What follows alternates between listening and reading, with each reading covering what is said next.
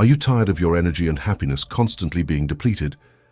Do you feel helpless in the face of situations that seem to have no end in sight?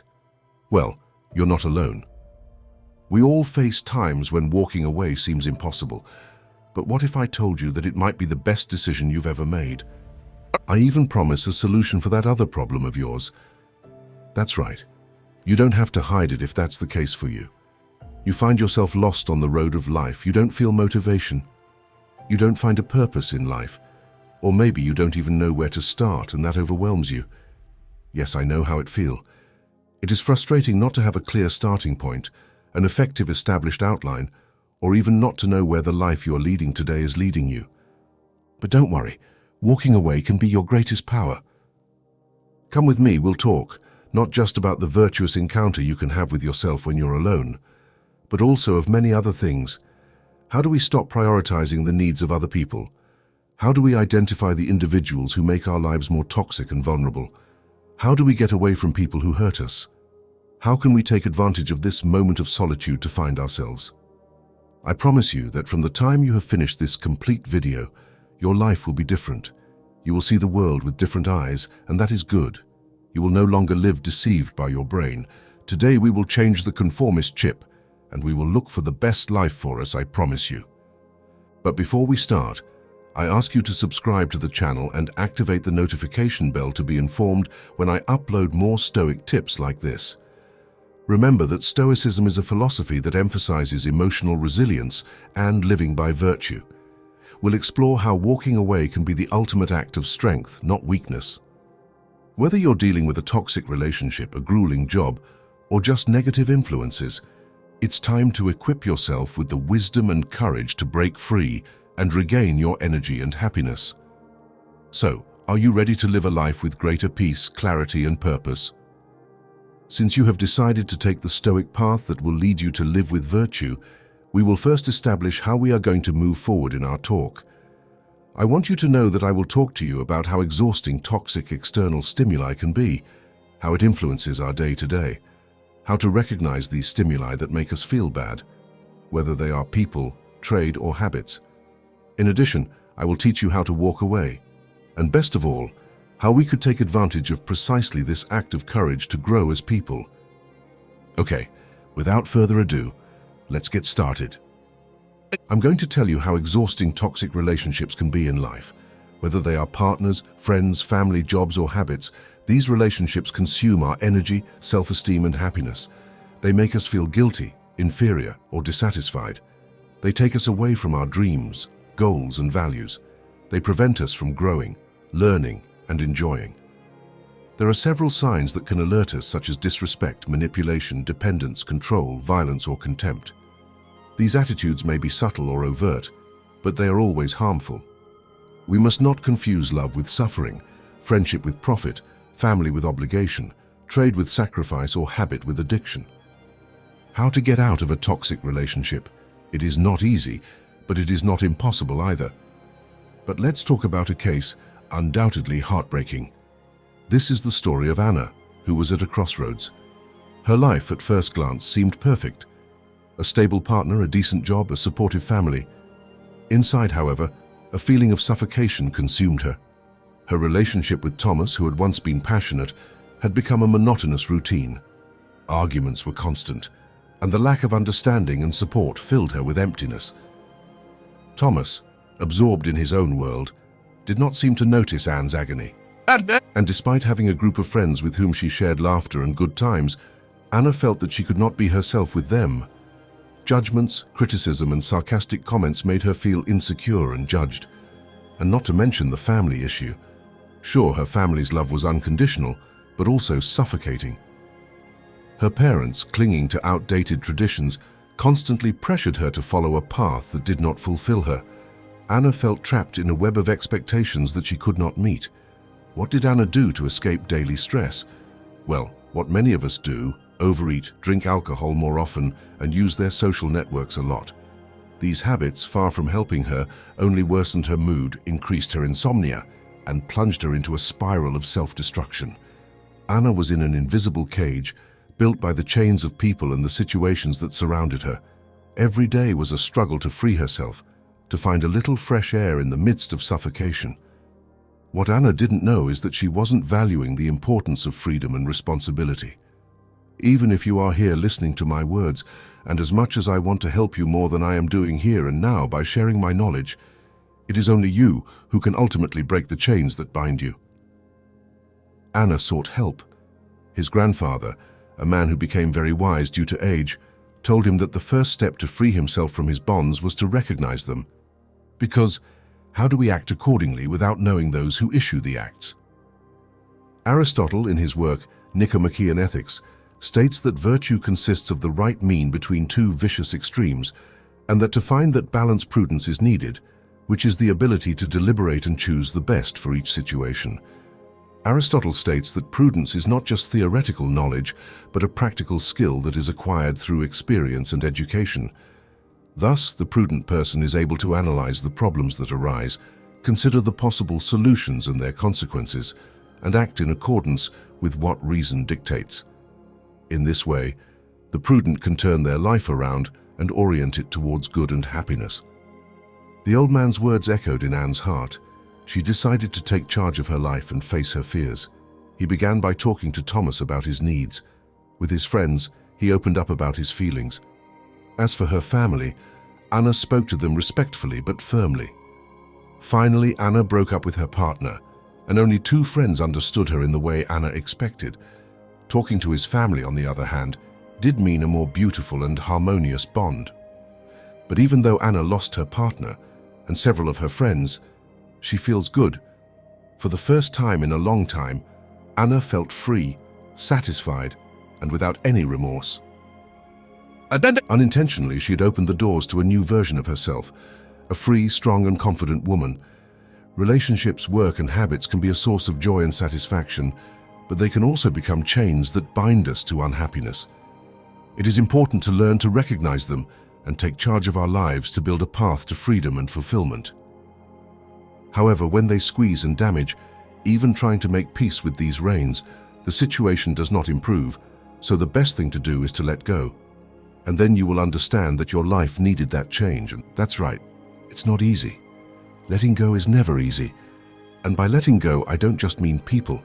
I want you to learn from today, or at least try to stop giving importance to the external things that overwhelm us in this life, even if they are small. Well, truth be told, those are the ones that end up making the most noise. But I want you to remember that a Stoic being does not give importance to things that he cannot control, but accepts them as part of the natural and rational order of the universe. This attitude can help us avoid unnecessary suffering and cultivate serenity and inner freedom. And it is that our attitude will be based on the idea that virtue is the only good and that everything else is indifferent. The Stoics believed that human reason is a spark of divine reason that governs the cosmos, and that living according to nature means living according to reason. As Marcus Aurelius, one of the greatest exponents of Stoicism, said, "Everything that happens, happens as it must happen, and if you pay attention, you will see that it is." That said, not everything is worth your energy. In a lively market where sights, sounds, and smells are mixed, each stall reflects a different facet of your being. It's time to take a step back and examine your existence, embracing your relationships, professions, hobbies, and everyday interactions. Your basket represents your limited time and energy. And as you walk through the market, each stall claims you, demanding your attention and resources. Seneca said, "It is not that we have little time to live, but that we waste it a lot." This resonates in the crowded market. Even if your basket is full of tasks, no matter how important they may seem, their riches are finite.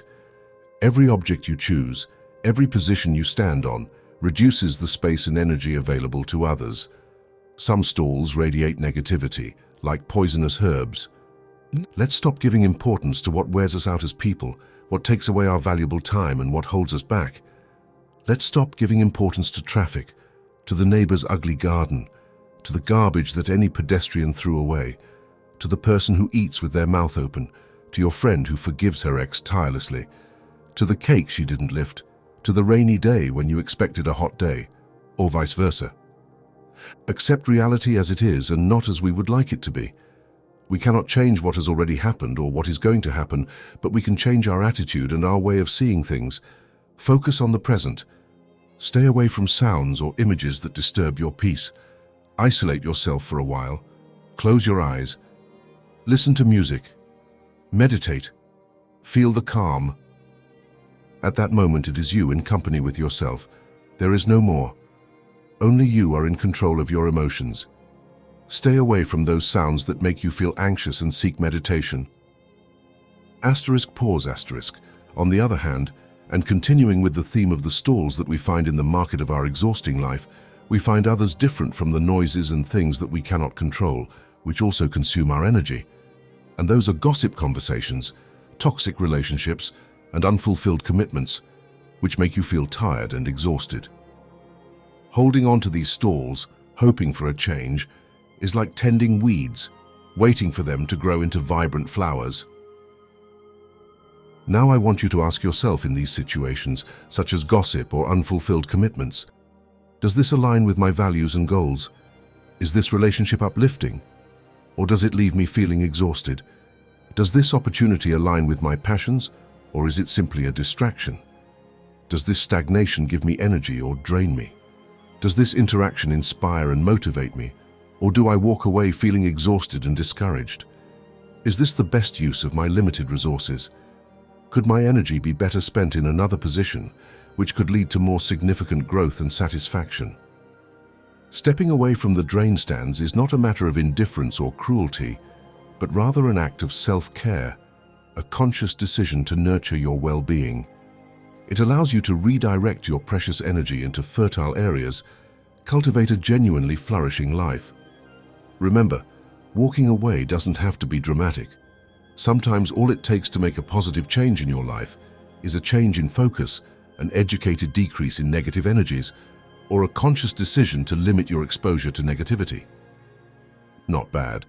Since we recognize that the small and external things that stress us out should not mean something of importance in our lives, since they do not depend on our will, in addition to now knowing how to recognize toxic situations, and that we must stay away from them, we are ready to talk a little more deeply about those people from whom we must stay away. And an important thing to always keep in mind is that life can be compared to a dance floor, where the interactions between individuals are like graceful moves, each of which brings unique energy and rhythm. Not all people keep up with our pace. It doesn't mean that they or you are wrong, but that there is no synergy. What can we do? That's right, move away, since if someone does not add to our life, it is best to displace them. It will be better to dedicate our energy to those who do add to our spiritual, emotional, sentimental, and of course, economic growth. No, with this I don't mean that we are superficial people, interested in material things or what they can offer us. Rather, we will be interested in people who are also interested in growing like us and support us along the way, whether or not they have something to offer us. But the important thing is that they dance to the same beat as us. Have you ever heard the phrase, having self-love? But what does that true self-love imply? It means prioritizing one's own well-being in order to fully engage in authentic and mutually beneficial connections. It means recognizing that one's energy and emotional space are precious resources, and one has the right to protect them. Starting from self-love, I must tell you that dance is a form of expression that requires respecting the space of each dancer. When dancers move with fluidity and synchronicity, they can manifest their personality without interfering or disturbing others. But when limits are transgressed, the dance becomes disorderly and tense. This causes discomfort and danger of injury. Distancing yourself from someone who repeatedly does not respect your space is not disloyalty, but a form of self-esteem. Show that you respect yourself and that you don't admit disrespect. Distancing yourself doesn't have to be a dramatic gesture. It can be a simple, firm affirmation of your needs or a decision to limit your interaction, setting healthy boundaries and ensuring compliance. This is critical to creating spaces for authentic connections based on mutual understanding and respect. People who truly esteem you will respect your boundaries, and these relationships will be more enjoyable and lasting. Healthy boundaries foster healthy connections, creating a dance floor where everyone can move with joy and freedom. By this I mean, prioritize your well-being without feeling guilty about saying no. Pause. In the social sphere, we find different types of people who pose different challenges when it comes to establishing and maintaining healthy personal boundaries. On the one hand, there are people who show excessive dependence on us, constantly seeking our attention and support. Although these people may have good intentions, their behavior can be overwhelming and generate an unequal and asymmetrical relationship. On the other hand, there are people who are characterized by being hostile and malicious. These people, unfortunately, use social interactions as an avenue for manipulation and exploitation. We can identify some factors that can explain these behaviors. Excessively dependent people may suffer from low self-esteem, insecurity, anxiety, or dependent or borderline personality disorders. These people need to reaffirm their value and feel loved and accepted by others. Hostile and malicious people may suffer from narcissism, psychopathy, or antisocial or paranoid personality disorders. These people have a distorted view of themselves and others and lack empathy and respect for the feelings of others. There are some types of people who can be toxic or harmful to our mental and emotional health. These people often have common characteristics that make them easily identifiable, but they can also act in subtle and manipulative ways. For example, the narcissist. This type of person is characterized by having exaggerated self-esteem, a great need for admiration, and a lack of empathy towards others. The narcissist believes himself superior to others and expects to be recognized for his merits and given special treatment. He is usually arrogant, self-centered, and contemptuous of those he considers inferior.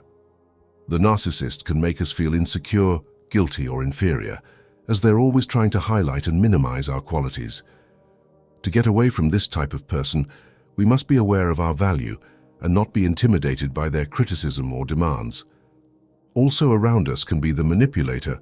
This type of person is characterized by using psychological strategies to influence the behavior or emotions of others without taking into account their needs or interests.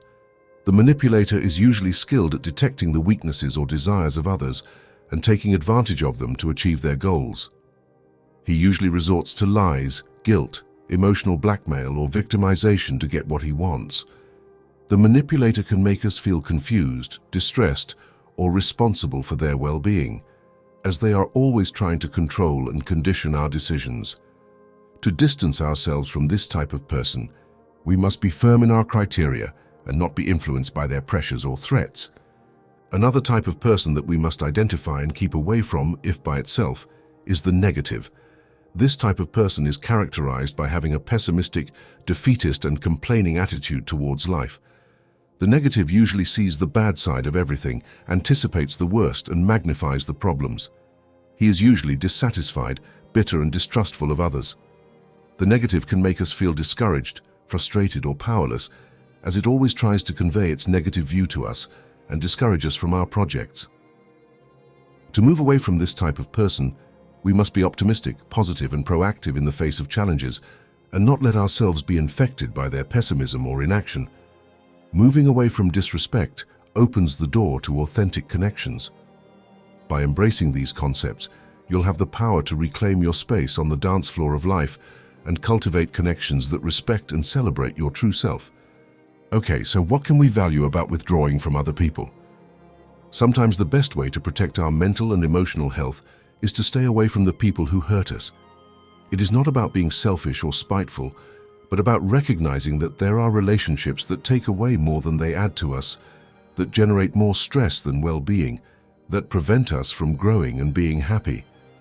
Moving away from those people can mean our greatest power, because it involves making a conscious and courageous decision for our own well-being. It is not easy to cut ties with someone who has been a part of our life, but sometimes it is necessary to heal and move forward. When we distance ourselves from the people who affect us, we are saying that we value and respect ourselves, that we do not accept being treated unfairly or abusively, that we have limits and we enforce them. We are also opening space for new opportunities to meet people who contribute to us positively, who support us and really love us. Moving away from the people who affect us can be the first step to regaining our self-esteem, confidence, and inner peace. Moving away from people who negatively affect us can be an act of great personal power, allowing us to regain control of our lives and well-being. And the truth is that one protects our mental health. Relationships with toxic people can generate great emotional exhaustion, causing anxiety, depression, low self-esteem, and other mental health problems.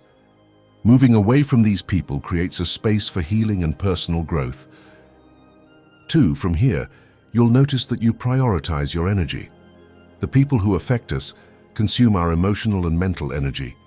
By moving away from them, we free up that energy to focus on positive relationships, personal projects, and activities that bring us well-being. 3. We learn to set boundaries. Staying away from negative people involves setting clear and healthy boundaries. It is a way of communicating that we will not tolerate behaviors that affect us negatively. You will learn from these significant moments, and they will no longer occur in your life. 4. Increase your self-esteem and self-love.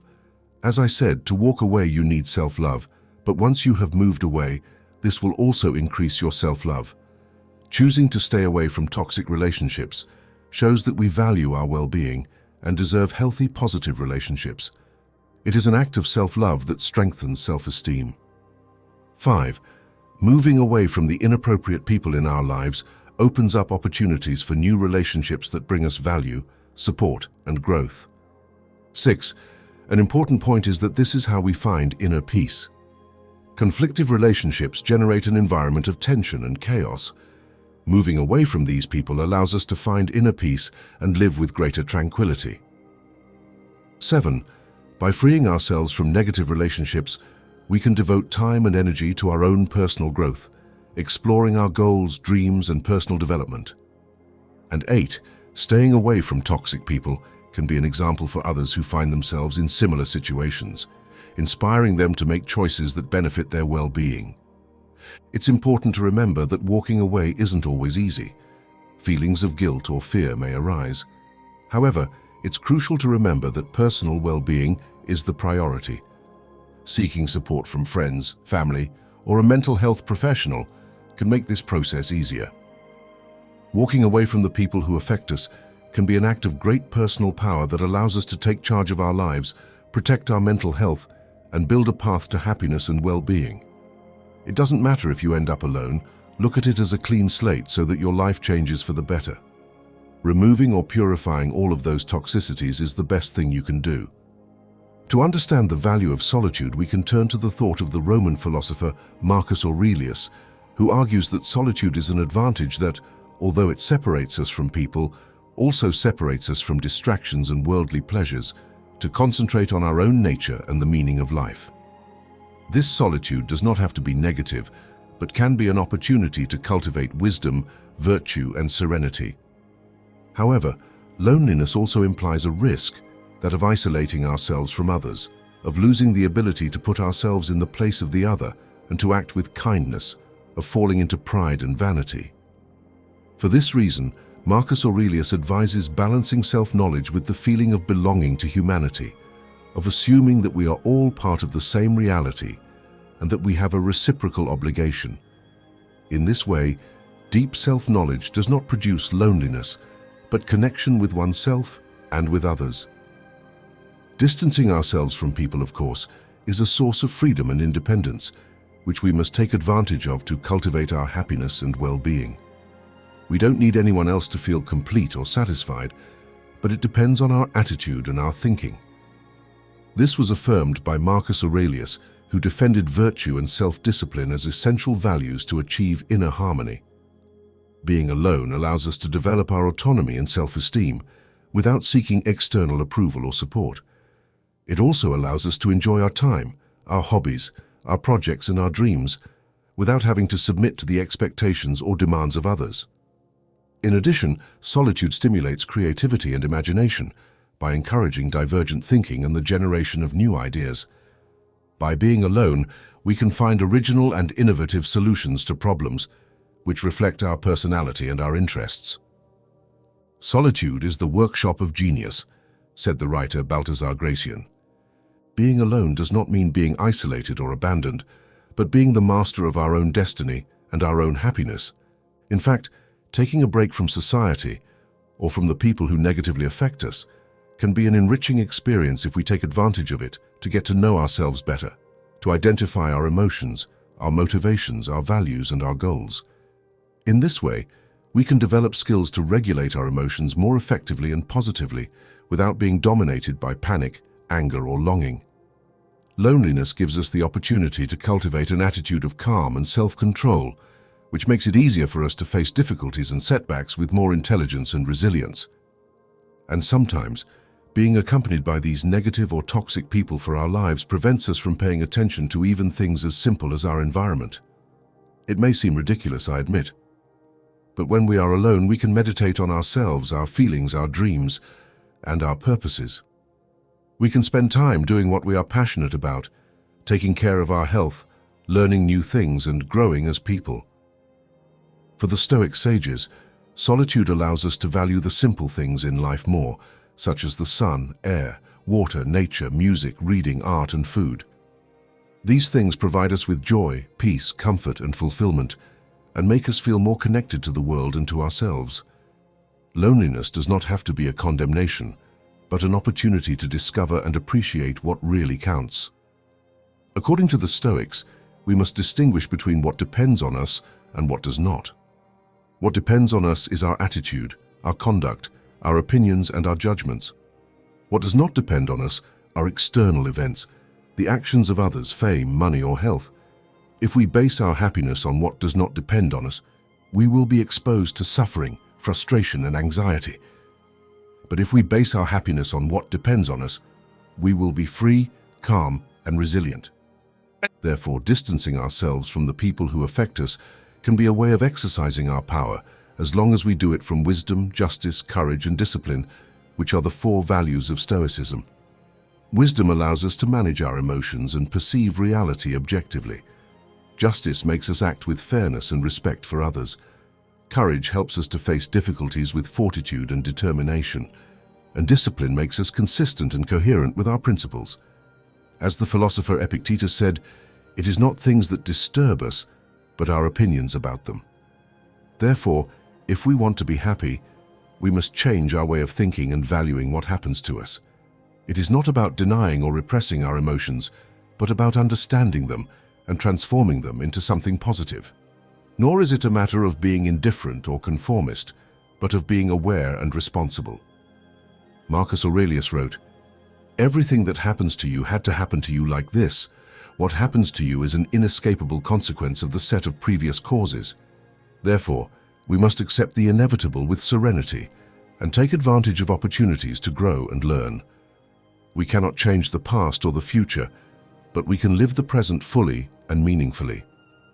For more tips like this, remember that you can subscribe to the channel and activate the notification bell to be informed when it uploads more videos. Remember, this is not a goodbye, it is a see you later.